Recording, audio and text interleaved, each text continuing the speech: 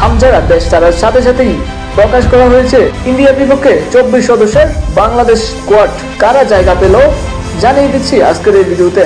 Goalkeeper হিসেবে আছেন 3 জন, মিতুর মার্মা, সুজন হুসাইন, মেহেদী হাসান, শ্রাবণ।